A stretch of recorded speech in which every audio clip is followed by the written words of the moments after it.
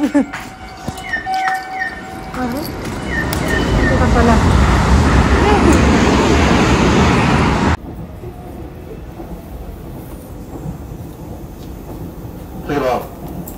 Hi! Sana hindi umulan. Nag-train lang kami today. Meron silang swimming lesson for today's video. Sabi ganun. Nag-train lang kami today ng mga anak ko. Ako yung toka. Minsan madalas kasi si Papa, may lakad si Papa today. Kasama si Lola. And hindi naman gaano malamig today. Parang 10 degree. Mamaya pagpawi kami siguro 7. Uy! Uy! Akala ko ba your foot? That's why we take a train because nagbike kami papuntang station. Update pala kay ate, di ba, na injured na naman yung paa niya. Okay naman, hindi naman nasa ano yung buto. Parang masakit lang. Parang natapilok na naman siguro. Nagtatakbo-takbo din kasi siya. Tumatakbo daw kasi si Bunso, kaya tumakbo siya ng pauwi na sa school. Akala ko yung luksong lubid. Yung pala yun. So, ito na kami sa swimming. Mga alas 3 na. Elevator kami. And may nababasa pala ako sa mga social media, yung parang ayan kami, Facebook group dito sa Japan. Nagtatanong kung baka daw, kasi magta-travel yata nagtatanong. Parang napabasa lang ako random lang sa wall na safety ba daw magbiyahe dito sa Japan, di ka daw maharas or something dahil nga sa balita. Alam niyo yung balita for today? For today. Diba, balita nga yung dalawang kabayan natin na involved sa, hindi ko na babanggitin kasi hindi ko naman sila personally kilala. Pero ayoko rin mag-comment about na sa kanila na negative kasi hindi ko nga sila kilala. Yung akin lang kasi yung tanong is safety daw ba? Ganun. Ako na, pag ganun ako, parang wala na sana akong paki. Oh, sige, dagdag ng tayo. Parang first time ko ito makita, guys. What is this, ate? Pokemon card. Pokemon card. Tigwan, magkano ba siya? How much the Pokemon card? Hindi kasi kita eh. Yeah, I only ask because some people collect Pokemon cards. Ito naman yung kinukulik yung mga... bigla ko lang nakita random nang naglalakad na kami. Parang mga ganito siguro. Tara, let's go. Tapos na yung kanilang swimming. Pauwi na kami. Yung paa niya okay na yan, for sure. Kita nyo naman. Oo. Nakita nyo, may ebidensya. Nag-inarte-arte lang. Oo, tingnan nito. Let's go. Alas 4 na. Ito na kami sa station. May bayad na sila sa train and bus. Half. Pero may card sila, train card. Yung akin ito, matagal na to, guys. Tignan mo. Simulan mabago pala ako dito sa Japan. Sakto lang ba? You watch blue? Maga? Ay, sakto lang yun ng train. Yung ito, naman ito na. Masakit na ito. Here, ate.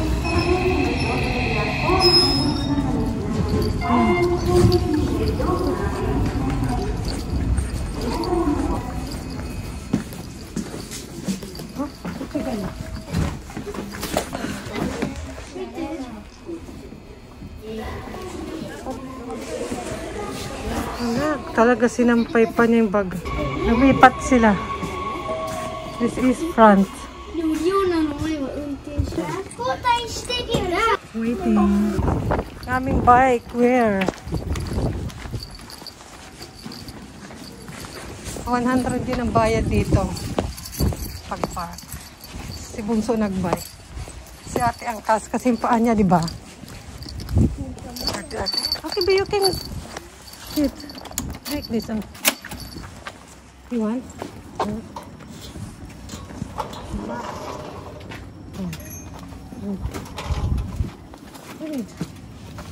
Okay. You get this. Can you?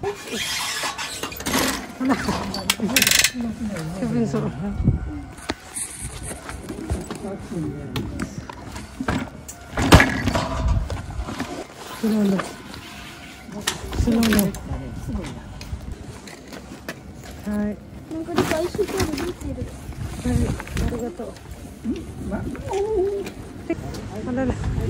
Si Bunso pinapakaba pa si Lolo. Arigato. Bakit? Hi, ma. Okay.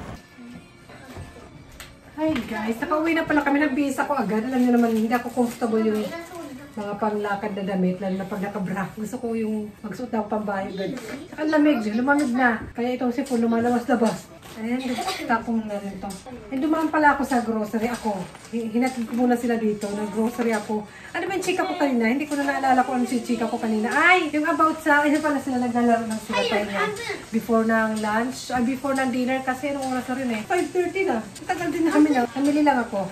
And yun yung chika ko kanina. Wala naman akong masasabing negative about dun sa kabayan natin na involved nga sa ano. Kasi yun, may nabasa nga ako sa parang public group kasi naka-join ako doon. Hindi ko alam kahit yung asawa kasi wala naman siyang pakialam. Kumbaga nagtatanong about safety daw ba mag-travel sa Japan kasi kasama niya yung family niya. Mag-travel sa Japan, baka daw dahil sa issue na yan, maharas daw yung sila. Patanong nga ako, napaganoon ako sa isip ko kasi nakita ko nga sa wall na lalo na kami, nandito kami sa Japan, tapos may mga anak ako. Tulad kanina, di ba? Yung nag-commute kami, paano kung may biglang friendly naman yung pag-approach sa tanungin kung taga saan kami. Kasi madalas nangyayari yung sa akin, sa amin na where are you from? Malay mo ganun. Tapos pag malaman niya Pilipin, mag-iba ba yung kanyang mood, di ba? Yung nagtanong. Yun na talaga parang napaisip din ako nang nabasa ko yung ano na yun. Parang nasa ilalim na ako ng ilaw. Nabasa ko yung issue na yun, yung post na yun. Tapos, yun nga, para sa mga anak ko sa school. Pero wala naman, may mga kaibigan naman akong Japanese, wala naman silang pake. Kumbaga siguro, kailangan lang nawakan yung pag-unawa. Hindi naman pare-pareho. Maraming mga issue na yan dito sa Japan din, kahit mismo sila lang. Pero hindi na mo sasalita doon, wala naman akong pakialam doon. Yung nakakatakot lang talaga dyan, parang mapapaganon ka rin eh, parang mapapaisip ka rin na nakakatakot, mag-ingat tayo. Kung sa train nga, hindi ko alam kung sasagot ba ako kung I'm from Philippines, parang nagdadalawang isip na ako. Dati parang nakangiti pa ako, sabihin ko ba, parang nagdadalawang isip ako kasi may mga anak nga ako, kapahamakan ng mga anak ko at ako, syempre, di ba, madalas na ako magbura-bura, madalas akong umalis-alis, namamasyal. Yun, doon ko lang naisip ba na, parang nauunga ako. Tapos pero, naisip ko rin na parang delikado din pala yung pagsama-sama o magtitiwala ka agad. Baka kasi frame up din, di ba? Hindi natin alam. Kasi under investigation pa yata, hindi ko alam. Hindi ko rin naman masyadong chinecheck yung news. Yun nga, ayoko naman ng negative sa taong yun, sa dalawang kababayan natin. Kasi, syempre, masakit yun sa pamilya nila sa Pilipinas. And yun na nga, dahil ako, parang nakakatakot ma-involve ako. Kuwari ako involve ako, wala naman talaga akong ginawang masama.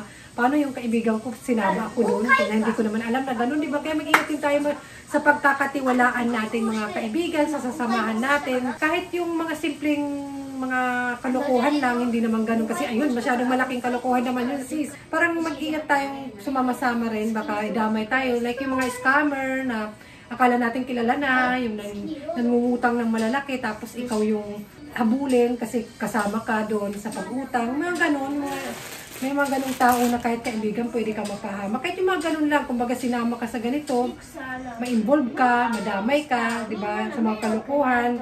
Lalo na alam na kaibigan ka noon, di ba? Mahirap magtiwala, mahirap sama-sama, lalo na yung mga anak ko, kawawa naman. Sino magtitiranta sa buhok ni ate sakali kung anong mangyari sa akin na ikulong, ganun, di ba? Ipahamak ko yung sarili ko. Damay na yung mga anak ko sa school, mabuli sila, di ba? Paglagay sa yogurt and pancake nila. O di ba? Kaya mag-ingat ako. Tapos syempre sa Pilipinas, yung pag may pamilya ako, may stress yung parents ko dahil kung ano-anong pinagagawa kung sama-sama, tiwala-tiwala. Lalo na nasa bansa tayo na hindi naman tayo talaga taga rito. Ako, kaya mag-ingat din ako. Actually, mga nakilala ko dito sa Japan is nakilala ko sa pag-YouTube ko. Siyempre sa akin, alam ko naman na in-approach ako, nakipagkaibigan sa akin. Siguro naman, kaya nakipagkaibigan sa akin kasi gusto ako, di ba? Gusto akong kaibiganin. Siyempre ako parang ako pa yung mga ngapa na kakaibiganin ko ba to? Kasi hindi ko naman siya talaga kilala. Yung ganun ba? Na, lalo na iba naka-private pa naman yung account nila, tapos mag-message sa akin, makikipag-friend, makikipag-meet. So, kailangan ko talaga mag-ingat. Kasi ako ito, nakikita naman kung anong ginagawa ko, nakikita, may mga anak ako, di ba? Yun lang talaga mag-ingat sa mga imi-meet, sa ipi-friend. At saka ayokong pumasok sa mga ganong kalokohan. Sayang naman yung Yung pinadede sa akin na Bear Brand ng nanay ko na tig 11 pesos pa yun dati. Nang sanggol pa ako. Sayang naman nun, tas gagawa na ako ng palukuhan. Hindi ha. Kaya ako kasi na ganun ng drama, mga issue. Gusto ko positive lang, kaya yan. Ganito naman talaga ako. Pero real talk din yun, di ba? Pero yung Bear Brand, baka hindi naman. Tanungin ko muna mamaya yung nanay ko kung talagang Bear Brand ba yung, yung aking, pinadede niya sa akin, nagsanggol pa. Malay natin, totoo, di ba? Pero ayun nga, mag-ingat. Lesson learned na rin yun na gano'n. Hindi naman dahil sa issue na yun, yung issue ngayon, kung napanood nyo yun, huwag na nating anuhin yun, intindihin masyado. Ako naman, inaano ko lang din, na sana nga, frame up lang yun, di ba? Kawawa din naman yung tao, kawawa naman yung pamilya na sa Pilipinas, and siyempre kawawa din naman yung biktima, di ba? Pag-focus na lang tayo, magtrabaho na lang tayo, magsipag na lang tayo, ganun. Focus na lang sa mga anak, sa pamilya.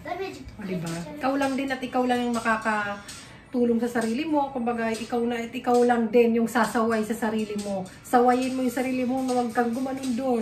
Sa alam mo nang masama, huwag ka nang sumama-sama, ganon. Kasi baka dadamay ka talaga, diba? Kahit yung mga konting kalukuhan, wag na. Kasi, siyempre may mga anak ka. Siguro kung may anak ka, may pamilya ka sa Pilipinas, care mo yung mga taong nagmamahal sa'yo, mag-a-agree ka. Kasi ako care ko yung mararamdaman ng asawa ko, pamilya ko sa Pilipinas. Kahit yung mga kaibigan ko lang, care ko yung mararamdaman nila pag malaman nila, alam si Jackie, ganun, may ginawang ganun. Hindi makapanipaniwala, kung baga ganun. Siyempre ayoko makasakit din. Bukod sa sarili ko, ayan, care ko yung mga taong nakapaligid sa akin. And siyempre, yung environment natin, ingatan natin, para din sa mga anak na lang din natin, di ba? Kung wala kang pakialam sa sarili mo, isipin mo na lang din yung mga taong nagmamahal sa'yo, yung taong mahal mo, kahit hindi na yung sarili mo. Kaya ingatan natin yung environment natin, kapaligiran natin, yung pipiliin natin ng kaibigan. Parang ganun. Ganun na nga. Yun lang naman. And parang wala na tuloy akong energy nag-check up kasi tayo. Magluluto pa ako ng dinner ng mga anak ko. Ito pang in case lang to kasi minsan parang tabitay ako ng sabaw, ramen, ganun. Pang stock lang ba, in case na kayo gusto. And nori, nakita nyo naman yung mga linabas ko. Ayan, nalagay daw nila sa pancake to matcha and everything. Mura lang to guys, wala pang 200 yen. Ayan, na-try nyo na ba ito naman dito sa Japan? Ito first time kong matatry. Ayan, pwede siyang donuts. Pero wag na, pancake. Marunong na yan sila magluto ng sila lang pancake. Mga anak ko, ito pang lagay nga ng yogurt. Ito parang negi or spring onion. Yan, apple pie, favorite ni Ate Naki, 20% off. Yung gatas. Yun lang naman ang binili ko doon. So yun guys, yun lang naman ang aming Sunday. Sunday today kasi may special orientation sila sa swimming. Nag-swimming kahapon, si Ate absent dahil sa paa niya. Pero okay na naman kasi pina-check namin siya agad. Sabi ng doktor, okay na, kailangan lang yan. Nag-take lang siya ng parang sa sakit. Pero sabi naman niya now, okay na. Pero to make sure, inangkas-angkas ko lang muna. So to make sure, para makapagluto pa ako ng dinner, tama na muna to. Sa susunod ulit, salamat guys! And ayun na nga, yun na yun. Huwag na natin palakihin yung issue na yun. And ang importante, masolve nila ng sarili nila yun. Focus na lang tayo sa ating mga sarili at pamilya at sa mga mahal natin sa buhay. Amen. Ay, ganun. Bye! Sa susunod ulit. Tuto pa ako ng dinner, no? Kayo, anong dinner nyo? Pahingi.